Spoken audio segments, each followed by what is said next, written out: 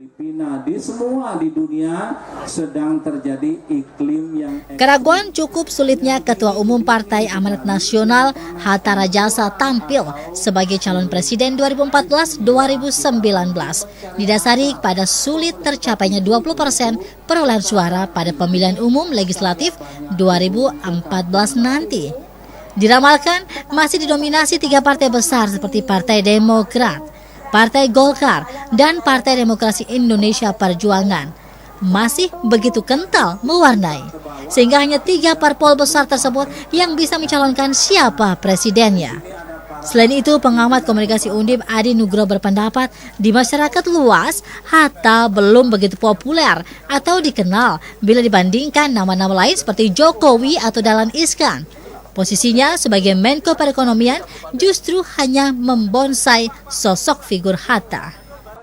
Kita bisa mengambil satu keuntungan politik gitu ya.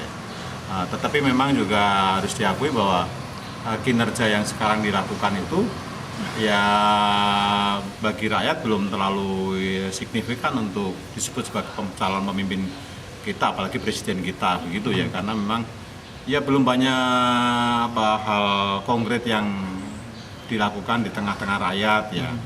Ya memang di satu sisi ada kinerja Pak Hatta sebagai Menko Perekonomian, sebagai mantan menteri sebelum itu, tapi kontribusi nyata untuk memberikan, katakanlah seperti misalnya Jokowi itu ya, punya kontribusi tertentu dalam sektor-sektor tertentu meskipun kecil, tapi dibuktikan dengan bekerja keras, dengan bersungguh-sungguh. Walaupun kubu Hatta berpendapat bahwa Hatta bukan tipikal menteri yang one-man show, terlebih mementingkan parpol ketimbang sebagai pejabat publik. Namun, Adi menyampaikan fakta bahwa masyarakat lebih menyukai pemimpin yang suka bertatap muka dengan rakyatnya. Sementara itu, politikus yang juga koordinator tim media center Partai Amanat Nasional, Alvin Lee, menyatakan partainya masih berhitung terkait pencapresan Hatta.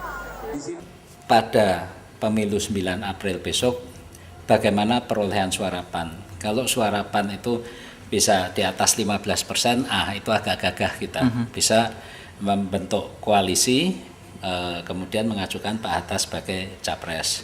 Tapi kalau perolehannya mungkin cuma 10% atau 9%, saya kira kita juga harus siap menghadapi kenyataan bahwa mungkin kita hanya bisa mengajukan untuk cawapres gitu. Di karir politiknya, Hatta yang lahir di Palembang pernah menjadi ketua fraksi Partai Reformasi DPR pada 1999-2000, kemudian Sekjen PAN pada 2000 hingga 2005, dan sejak 9 Januari 2010 hingga sekarang menjadi orang nomor 1 di PAN. Heri Pamungkas melaporkan.